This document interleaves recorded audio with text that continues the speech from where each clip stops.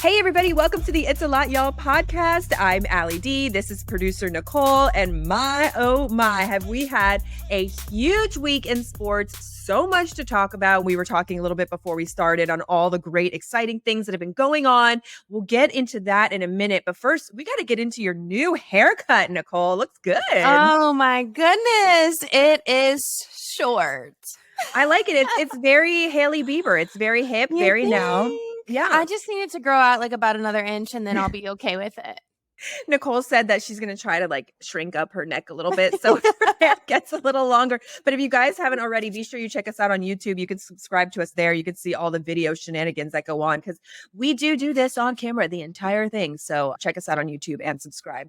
All right, Nicole, should we jump right into all the crazy, amazing things that happen and just kick it off with the world's biggest sporting event? Let's dive in. Let's do it. Super Bowl. Super Bowl. Wow. What a amazing game. First of all, sports-wise, couldn't have asked for more. I thought it was awesome. We can get into that too. But let's first talk about production because that's our shtick. If you guys don't know, Nicole and I work in sports production. I'm on camera. She's a stage manager. Hello. Nice to meet you. This is the It's a Lot Y'all podcast. We're here every single week. Today, we're going to talk about the production in the Super Bowl, what you guys saw on camera. Let's first kick it off with pregame because can you imagine coordinating the pregame of a Super Bowl, first of all? No way. I can't imagine because not only is there so many moving parts, so many different stages, so many artists coming in and out and movement on the field with honoring people. You have the teams, you have so many celebrities down there, but you have to kick off on time. Right. It's got to be on time. And it's worldwide. This is no joke. Would not want to be the person on the headset trying to run that. So shout out to who that is. We need to find that out because we need to have them on the show. Like once we get super famous, we have all these great guests. I think this is going to be a cool place where you can kind of learn a little bit more behind the scenes stuff for the Super Bowl. So we had pregame. Like you said, there's so many celebrities, a lot of great artists, beautiful songs sang the national anthem by Chris Stapleton. Wow. Like your thoughts on him and how that went down. So good. I could not think to pick a better artist than Chris Stapleton. When I knew it was going to be good, I knew it was going to be good, but I didn't know it was going to be that good. I know. And how cute was Coach Nick on the sidelines, tears streaming down his face. And you know what I heard? I heard that when he is using his like visualizations, his motivation, he pictures himself at the Super Bowl standing on the sidelines, hearing the national anthem. So that's what his like winning mentality is, because, you know, a lot of these athletes and anybody that's on a high level, they're doing a lot of visualizations. I remember Corey, my husband, used to tell me that for bull riding, they're using a lot of these techniques to visualize themselves riding the bulls, winning, you know, making these great successful moments. So to see that come to life on camera with Coach Nick on the sideline, Chris Stapleton singing the national anthem. He could have been singing it directly to him is what it felt like. He was serenading him. I think he was serenading everyone. But I do think that the national anthem is the one point of the game where all the athletes just really realize what's happening. They have this game out in front of them, and just hearing some of the player interviews, to your point, they say that the national anthem is a one time where it's super mental. It's like, we've made it for this moment. It's a moment of silence. It's after all the warm-ups, after all the, you know, the media and everything. It's just the one moment that everybody's zoned in, focused in. And it's like, this is the big game. This is the top of the mountain. Right. It is the top of the mountain. Great analogy. And leading up to that point, you know, there's a lot of hype music, a lot going on, different things. And then, like you said, that's kind of like the quiet moment where everything just gets grounded, realization. You are there. You're at the Super Bowl. This is their dream since they were like 4 years old playing Pee-wee football in God knows what town in America. And here they are. It's just so cute for me to think about. And so I tear up during the national anthem as well. Not only is it because it's a beautiful song, but also because seeing all those guys out there living out their dreams. I mean, it's just unbelievable the amount of work that they have to go through before they get to that pivotal moment of their career. They're standing on the top of the mountain. Chris Stapleton is singing to them. You know what's so funny about Chris Stapleton singing it too? Like, guys love Chris Stapleton. So it was perfect that it was him with all of the male athletes because he speaks to them through his music. Like, he can make any grown man cry, as we saw at the drop of a hat, because he just has this like way of emoting that they just totally relate to. He's like this tough, gruff guy. His voice is just so good. I need to see him in concert. That's on my list. I hope he's coming to Dallas soon. Yeah. By the way, your boy Parker McCollum tweeted out that Chris Stapleton is the greatest singer of all time. So we are not alone in the sentiment. Parker McCollum, shout out to you because yes, he was awesome. Moving on from that, let's get more into halftime because this to me was like the production of the decade. There were so many things going on. So first of all, one thing that I always do when I'm watching halftime is leading up to that moment, they have, all the guys sitting at the desk and they're Mhm. discussing the first half. You Too, too. me Are you looking in the too. background? Yes, I'm like, "What's going on?" I know. I mean, I get the butterflies because I'm just looking back there. So did you see the dancers were like rehearsing their moves? Yes. Like, I don't know if regular people do this, but if you're dorky production people like this, you are absolutely looking behind the sportscasters to see what's going on. So they're moving out the different pieces of the stage. How many people are doing that? What's going on with the lights? Ooh, there's a costume, like all the things. And I Right. saw the person standing in red. And I was like, I wonder if that's Rihanna because I felt like they had placed her out there a little bit early, but it's the Super Bowl. Mhm. Like you said, these artists, sometimes they're a little bit late. Like you cannot be late. So I feel like Mm-mm. they had her ready to roll. She was up there. So she was stress free, not rolling in last second. Her and her dancers kind of practicing some last minute moves. So what were you thinking at that point as you were seeing them get ready? I was looking at the exact same thing. Literally, I'm, like, in the background seeing everybody run on the stage because 'cause I've had experience with that, with the Right. Cowboys halftime show and Jonas Yes. Brothers this year. Yeah. Yeah. Thanksgiving. Yes, such a Yeah. big production too. It's so interesting because I know how hectic and crazy of a moment that is to put a whole stage together, not Woo. only combining everything, making sure the lights, everything's ready to go in a little bit amount of time. I would have loved to know the exact timing that they had to get everything set up, whether it was Right. 5 minutes, 6 minutes, but it's such a crazy process because as soon as halftime hits, I mean, these guys are rolling out the stage. Rolling out the stage. And what's interesting to note too is they're hired for that specifically. So it's not like they've been Correct. working together. Like Cowboys, we all work together all year. Mhm. So you know who has what, who does what part, like your familiar faces. This is a whole group of new production guys that are coming in for the Super Bowl to produce it. And they got to trust each other to do each other's jobs. Because if one guy messes Correct. up, one guy forgets, it can just topple the whole thing like dominoes. So shout out to them for making that come together seamlessly. I thought it was beautiful and amazing. And then also getting into the Rihanna performance, first thing first, I saw her and I was like, oh my God, is she pregnant?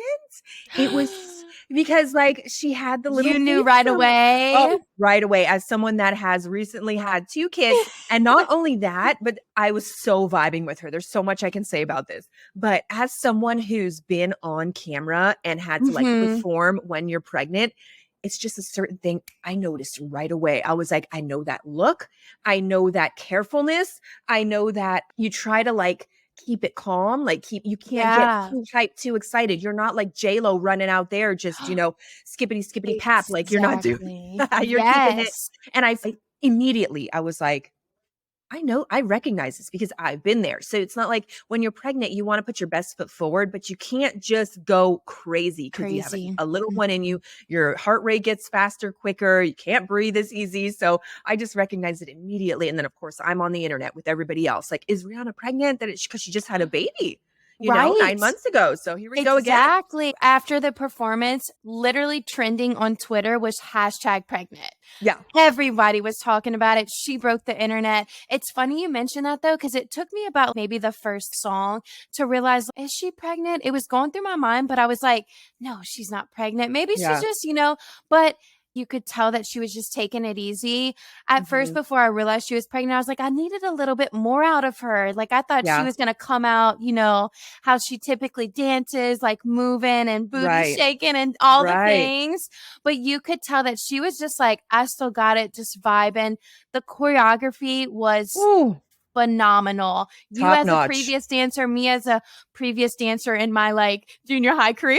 Yeah. The Hey, you recognize it. choreography was top notch. Paris Gobel was a choreographer. She does all the huge shows. I follow her. Oh. Yeah, she also does like Rihanna's Fenty shows that are like a fashion Oh, show. yeah. Huge production. I think they're on Amazon Prime if you guys want to check them out.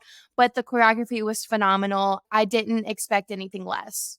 The dancers got a lot of flack for their costumes, but I don't know why. Honestly, it just seemed like normal, for the Super Bowl, they always have like some crazy costumes going on. So I didn't think there was anything like that outlandish. I thought it went well with the whole vibe of the show. And they kind of looked like little clouds when they were up there on their platforms. People said Like like poopy mushrooms, clouds. but people Mushrooms? What? Who said mushrooms? people said marshmallows. Yeah, so definitely I could see the marshmallows for sure. They were super cute. I thought they looked like little puffy clouds. And I loved how she was in like the opposite, like those solid red. I thought it was great. And rubbing her belly at times. So cute. Mhm. But those platforms, like the people who were complaining they were not moving enough on the platforms, I'm like, what do you expect them to be doing? They're hoisted on cables in the air. I mean, I'm not going to be doing full out motions on there. No, you think even though the cables are holding them up, you have to think as a dancer, you are full on, I mean, dancing full out. And that thing is Mhm. wobbly. But I have never seen anything like that with the stages going up and down. I thought it was awesome. I thought it was great for Super Bowl. You've always seen people either like, I remember Lady Gaga came from the ceiling and Right. little things like that. But this to me was such a ultimate performance. I liked how she came out. She did all her hits. Everybody knew every single song and she didn't need all the costume change. She just kept it No. simple. But from the lighting to the staging, that's all you needed. You didn't Yeah. need all the hoopla with the costume changes.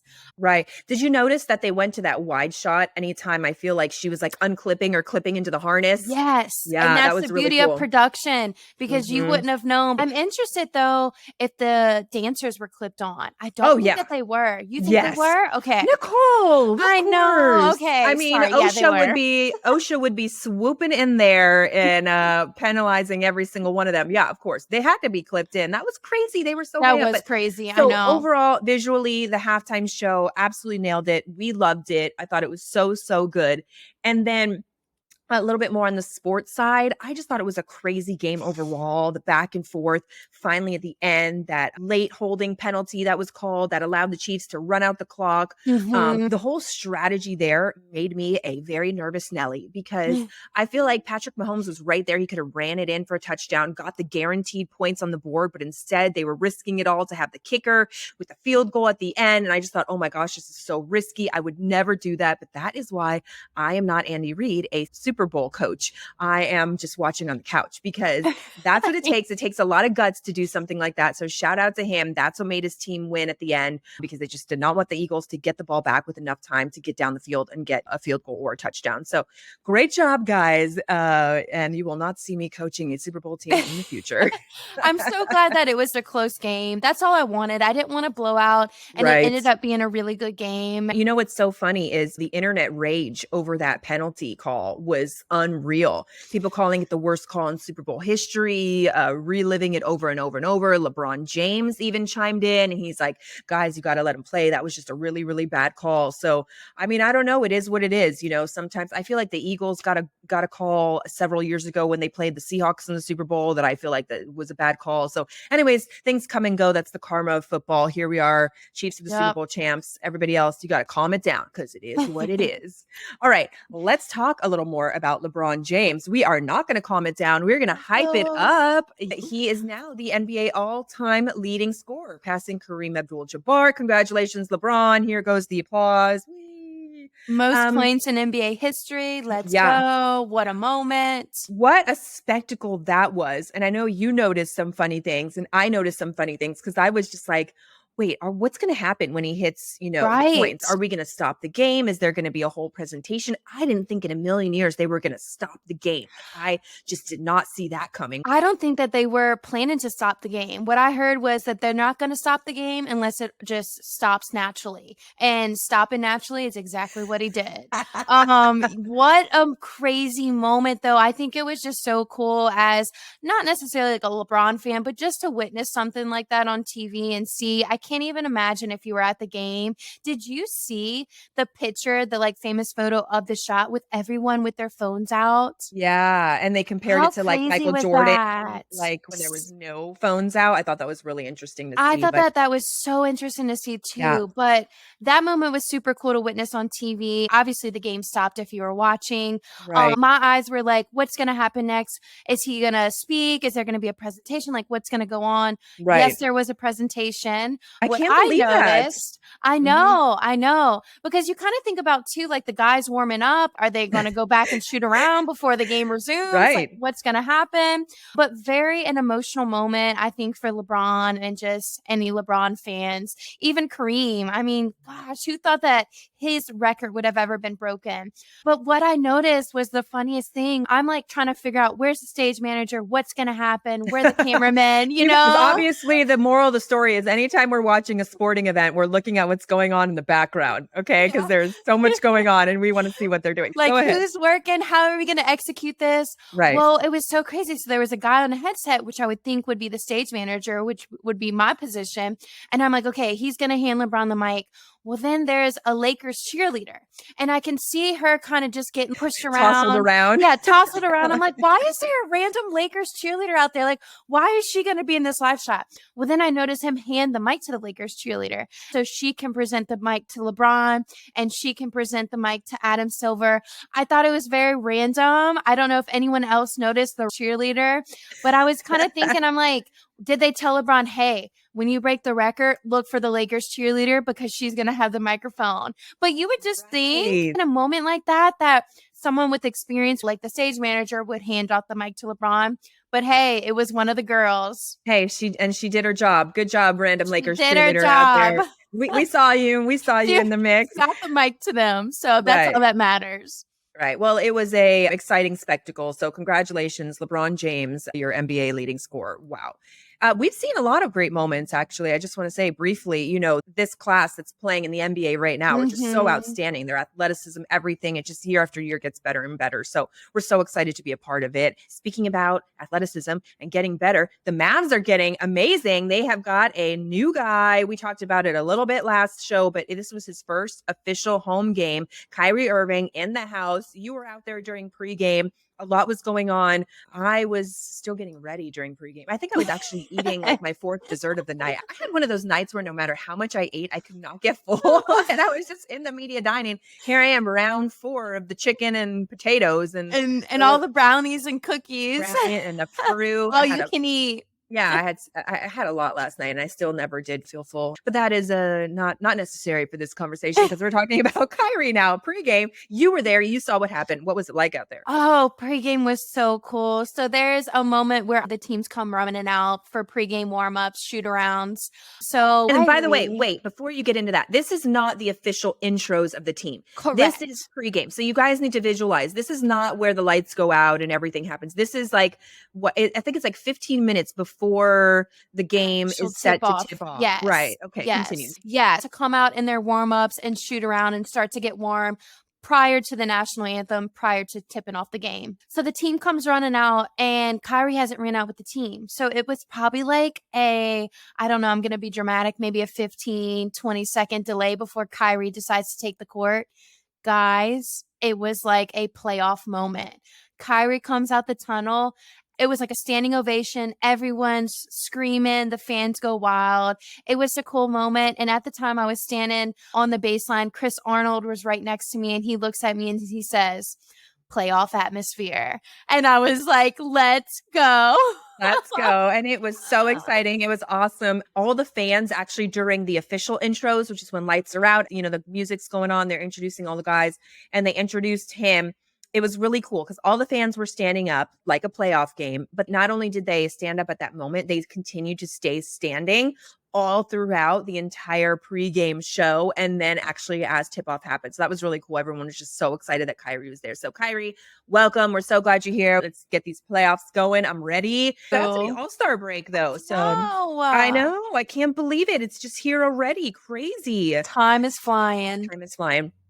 Let's talk about the other huge moment of the night last night, not to overshadow Kyrie or anything, but we had a freaking wedding at halftime, you guys, like a full on real wedding. It's a lot, y'all working in sports. You never know what's going to happen. Nicole, you were a part of this wedding. So here's what happened.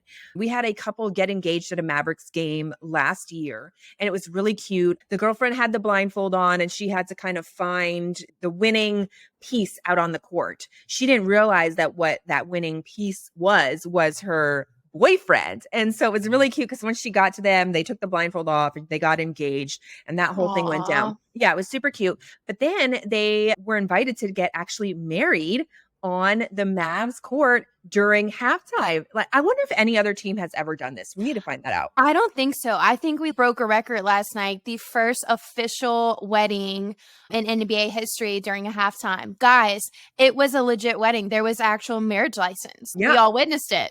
Yes.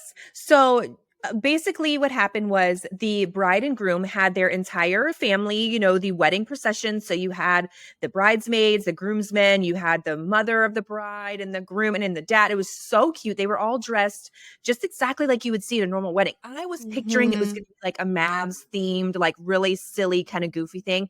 It was not. It was beautiful. She had on a gorgeous wedding dress. The groom looked great. They were so cute. It was not what I expected. You know what I mean? I was expecting like the full on fan Mavs, head to toe, and it was beautiful. I don't think any of us knew that it was going to be that pretty of a wedding. I wasn't sure either. I was like, we're doing a wedding halftime? Like, what? Who gets married center court? But it was beautiful. And if you live in the Dallas area and you watch the news this morning, it was all over the news. Hey, also, you had a big role in it. I just got to watch from the sidelines in my little perch that I usually stand at. So, but you actually had a big job. You tell us about what your job was. And you were not the conductor of the orchestra. We had a 4-piece orchestra there, and Nicole was in charge of cueing them. How did that go? Tell us the story. Woo, yes, that was such a big job. When they told me, they were like, okay, you're going to be in charge of the orchestra. So, when a bride is walking down the aisle, the music changes. It's like such an important piece to the wedding. Right. So yeah, in charge of the orchestra, I had to cue them, with intro music. And then when the bride was walking to the podium, and then the first dance. So, it was a crazy moment. I got cued. I don't even know where to begin here. So everything was good. We introduced the wedding party. The orchestra is playing their intro music. Now we're introducing the bride and her father. And the music is supposed to change too. I was listening in my headset to get cued and to stop them from intro music and to cue them to the bride's music. Right. And as soon as I got the cue to stop and then start for the intro music for the bride, I stopped the orchestra. But I don't think any of us knew that it was going to take a couple seconds for the orchestra to flip their music. And for about, which I think was only a couple seconds, but me felt like forever. It was definitely silent. did feel like forever. It was silent when the bride was walking. That was the one little glitch. I mean, I'm getting screamed at on headset, cue the orchestra, who's cueing the orchestra? And I'm over there like, guys, pray, just play. They said, who's cueing the orchestra? Oh no. So you're like, womp womp, it's me. But it surely wasn't your fault. I mean, I was cueing them, but I just don't think that we factored in that they would have to take a breather before starting the next piece, which I think we thought that they were just going to go straight into it. It could have been better. Hopefully nobody noticed, but that was, very tough. I don't think anybody noticed because it was just so beautiful and great. So shout out to, are you crying over this? Shout out to everybody in production that worked on that halftime. You guys killed it, Mavs. Great It turns job. out so great. It was really beautiful, and I was very impressed. And even on headset after, I know I was crying. Like, what is happening? After on headset, our whole production crew was like, guys, great job, great execution. It went really, really well. Yeah, super job. Then after that, we had my timeout, first timeout of the third quarter.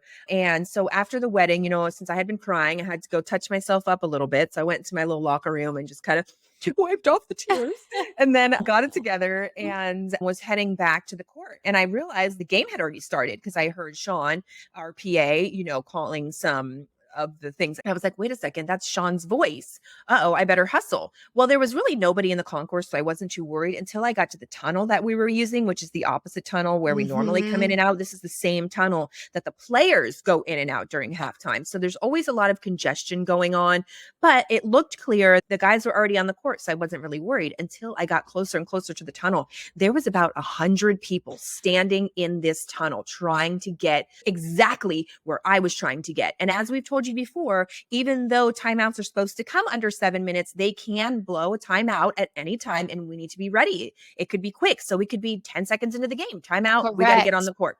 So I'm starting to get phone calls from Nicole. Like she had texted me like, hey, where are you? And I was like, I'm just touching up. Be there in a second. And then now the phone's ringing and I'm like, oh God, this is going to be bad. So you guys, luckily, very luckily, I ended up behind Kyrie's wife. And everybody was just letting her cut the line.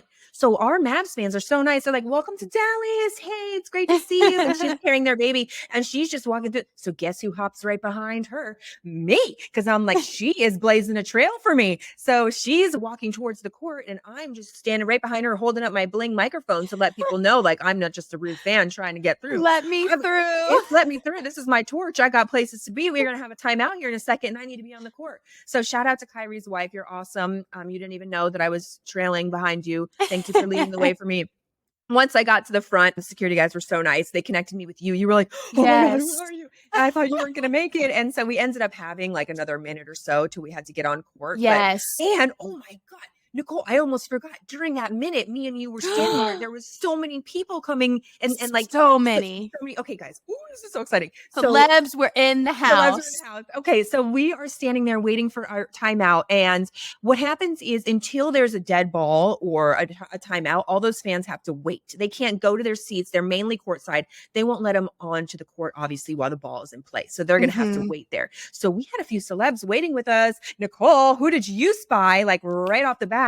The poor ball kid, first of all, he had the ball rack with all the balls that the players were warming up before, you know. Stuck there too. He was stuck there too. He was just chilling. He was like, I'm not going anywhere anytime soon. Y'all, it was crazy. I've never seen that tunnel so packed. So all of a sudden, I connect with Allie, thank goodness. I'm standing next to the ball rack, and all of a sudden, I just noticed somebody just take their hand and just hit the ball. And I'm like, ew. Just hit the ball? Yeah, like, what are you doing? Are you trying to take the ball? I look up. Do y'all know who it was? Who? A-Rod. Freaking A-Rod. A-Rod was in Dallas because I was like, who is this guy? And you can't miss him. He is just full on like an athlete. Yeah. Anything you would picture, that's him. I look up and I look at Allie. I said, do you see who that is? And I'm like, that's A-Rod? Oh my God, Nicole, get out your phone. We got a video for It's a Lot podcast. So she's mumbling, trying to get her phone. And at this time, not only am I holding like my script in one hand, I have my phone. I have Allie's phone because in case the timeout happens, like I'm holding her phone too. I'm trying to get the phone out just to like catch a clip of it, which I hate doing, by the way. But I was like, I got to get it for It's a Lot, y'all podcast. For you guys. We're going to share it with you guys. But yeah, A-Rod just right in front of us, hanging out in the tunnel before he can go back courtside. Yeah, with his new girlfriend. That was crazy. Yes. I don't know who she is, but I need the details. Plus, we had another athlete that was there hanging with us. Yes. Woo was there, which he just won his first ATP singles trophy in Dallas this past week. I actually got to attend a game on Saturday night, which was awesome. What? Yes, he played Taylor Fritz. Okay, I'm like a recent tennis fan. I don't know if you guys have watched Breaking Point on Netflix, but it's kind of an inside look documentary on all these tennis players and kind of what they go through trying to win. So anyways, went for Taylor Fritz. Wu ended up winning and he took home the whole thing. So oh my God. All of a sudden he was courtside. I recognized him and I only recognized him because I was just at the match. I was like, I got a video of him too. I got a video of him too. And I was super awkward. She pretended to be filming me. So I was like, what are you doing? But she was actually filming him. And so, yeah, it was super awkward because you were like filming. And then he turned around and he looked right at you dead in the eye, caught you. And you were like, nope, not filming you. I'm filming. I tended to like take a selfie after. I was like, yeah, I'm just taking a selfie. I'm not filming you. What a crazy, amazing week we had in the sports world. I just am so thrilled that we get to be a part of all these fun things week in and week out. We hope that you guys are thrilled that we get to bring you the behind the scenes. We're getting ready to have our first guests come on the show. I know we're so excited. That's going to be great. Thank y'all so much. Episode 5, it's in the books. It's a Lot, Y'all podcast. Don't forget to follow us on all social medias, TikTok, Instagram, Facebook, we're everywhere. Plus, be sure you like and subscribe our podcast. If you're listening on Apple, there's a little plus sign. Hit that plus sign for us. And also, I feel like we deserve a 5-star review at this point. I mean, we're getting it going. Give us a 5-star review. We would love you for that. Thank you so much, and we'll see you next time. Bye-bye.